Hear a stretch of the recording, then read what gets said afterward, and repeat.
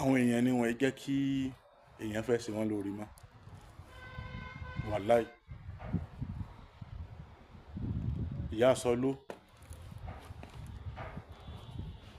ìtàn rẹ̀ ní agbeni ni àbíbẹ̀rẹ̀ ìkànnì méjèèjì ó kù díẹ̀ káàtó torí kìí ṣe èèyàn kan tí ó wà òkè láàyè rẹ̀. Àwọn èèyàn máa ń rí bí ẹni tó kù díẹ̀ káàtó lágbègbè yẹn tó ń ta àwọn oríṣiríṣi bó ṣe máa ń ṣe.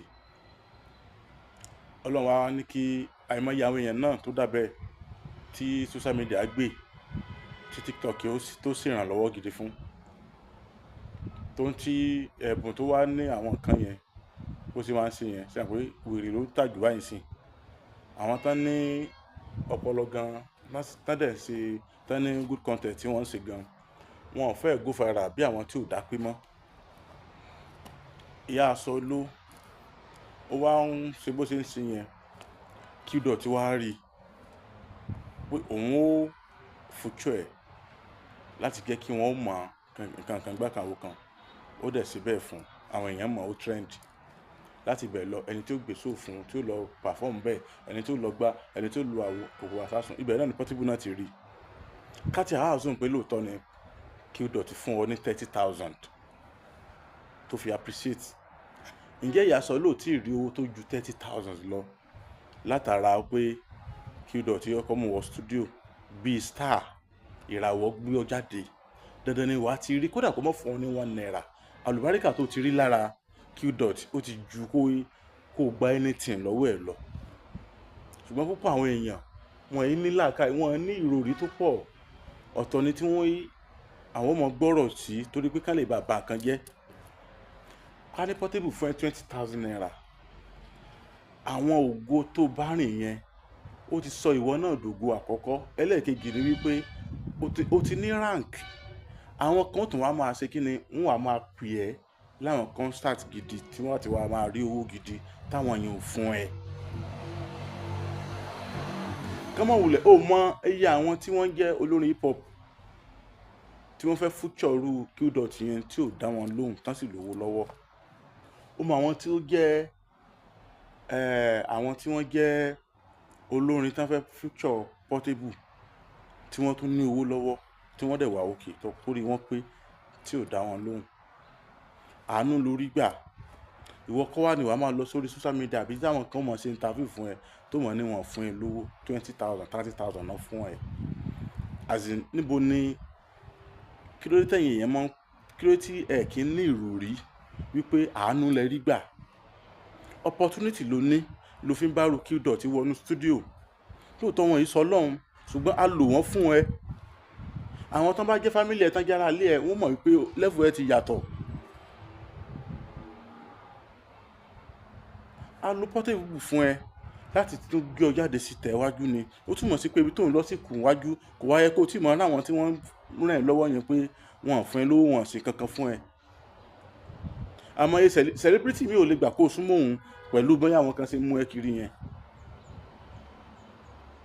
Àwọn mi ò tí ì rí ẹ bí star.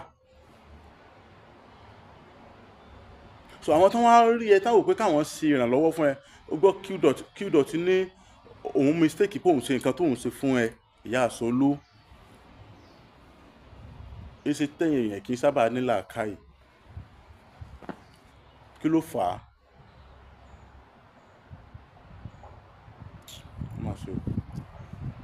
Gbogbo ẹni tí ẹ̀ ń gbé kiri Qdot àti 30,000 ló fún àti kìíní kan Portable àti Portable fún 20,000 àti wọn ti ràn lọ́wọ́ àti wọn sì gbà àti wọn ṣàwo.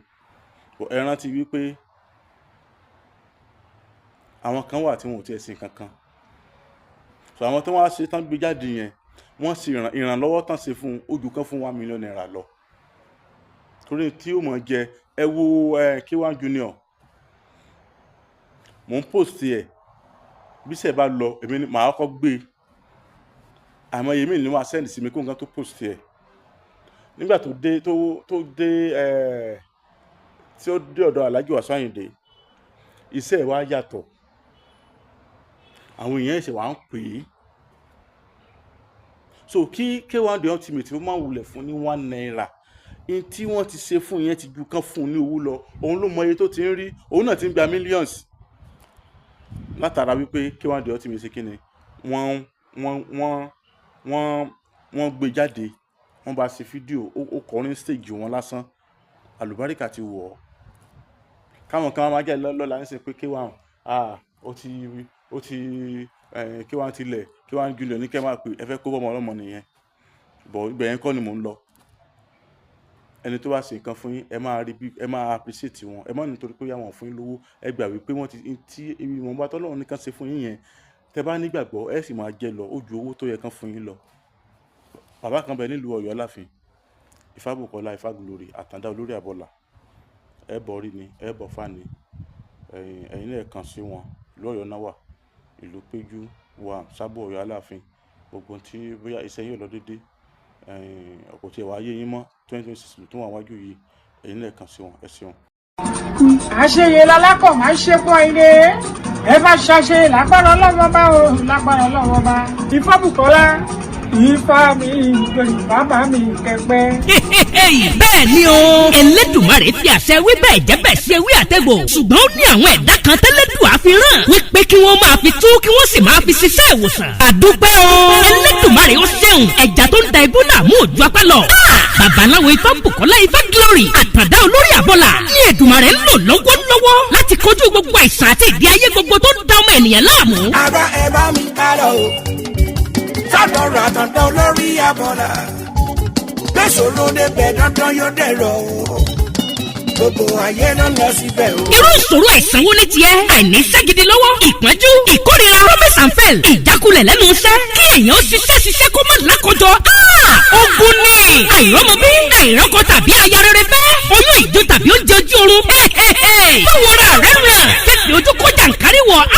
Ìdènà ni ẹnìkan kò lágbára o àyàfi ọba Ìdùmarè tó ní káwọn ẹ̀dá kan máa fi ewé àtẹ̀gùn ṣèwòsàn tó sì rí bẹ́ẹ̀ ṣe bẹ́ẹ̀. Ọ̀gọ̀ọ̀rọ̀ àwọn èèyàn ni wọ́n ti dá láyọ̀. Babaláwo Ifábùkọ́lá Ifáglory Àtàndá olórí àbọ̀là ẹ ṣé o. Ẹlẹ́dùmarè tó ń tú àṣírí gbogbo ogun fún yín ò ní padà. Ẹ̀yin náà kàn sí wọn o. Gbogbo ẹni tí ayé rò pé kò lè rí ọ̀nà àṣeyọrí mọ́. Bóyá ẹ̀yin sì fẹ́ bọrí tàbí ẹ fẹ́ bá Ifá ní gbólóhùn. Ẹ tún lè ta Ifá lọ́dọ̀ wọn. Ẹ kàn sí wọn nílùú Ọ̀yọ́ Aláàfin. Bus stop tẹ́ ẹ bá ti dé. Kí ẹ sọ fún ọlọ́kadà wípé ọ̀dọ̀ bàbá Ifábùkọ́lá Ifáglory Àtàndá olórí àbọ̀là lẹ́ ń lọ. Wọ́n wà ní ìlú Péjú 1 Sábò Ọ̀yọ́ Aláàfin. Telephone 08038348630 tàbí 0705288104. Ọ̀kàràkà yìí ná Ifá gbáyé lọ. Ìrí òkè gbogbo wa. Kí ló ní di o, yọ yẹ wa o, kò ní yẹ ẹ lẹ̀ fún wa, ó ti rí bẹ́ẹ̀, kò ti ṣe bẹ́ẹ̀.